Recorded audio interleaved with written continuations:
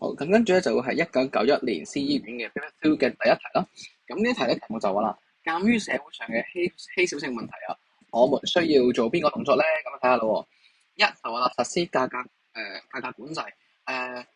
又唔一定嘅，因為市場裏邊咧其實都可以透過市場都可以自動調節嗰個價格咧，令到稀少性問題咧係得以即係短缺嘅問題得以舒緩啦。因為稀少性解決唔到嘅，佢天生就係稀少性嘅話，其實係冇辦法透過價格控制夠嘅價格去舒緩到嘅。咁所以其實一咧就唔啱嘅。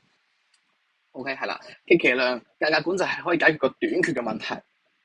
OK，但係解決唔到嘅係稀少性嘅問題，因為稀少性係天生嘅資源數量同用戶數量嘅比較啦。咁啊，所以一就錯嘅，咁即係 A、B 都錯啦。好啦，跟住到第二個就要作出選擇啱嘅，係啦，因為我哋個光係啲係咩嚟㗎？就係先有稀少性啦，後咧就會有選擇㗎啦。選擇用10蚊去買燒賣地買魚蛋啦，咁呢個就係選擇所帶嚟嘅意思咯。OK，或者稀少性帶嚟嘅選擇咯。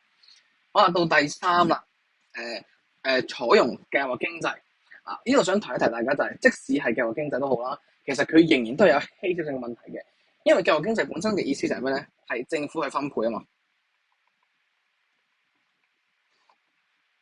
OK，政府分配啲資源俾邊個人用，邊個人可以得到幾多資源？呢個係政府計劃經濟嘅意思，但係佢唔會令到成個經濟突然之間多咗資源噶嘛。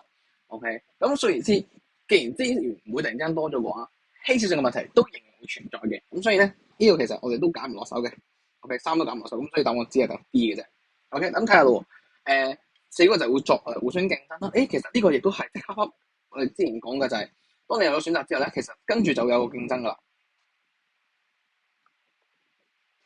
OK，係啦，競爭。譬如話可能係要邊個可以得到呢個資源啦，可能就要透過價格競爭去買到。譬如話價高者得嘅，你出得高價，你咪可以買咯。OK，咁嗰啲就係競爭嚟嘅啫，或者係先到先得嗰啲叫非價競爭啦，係嘛？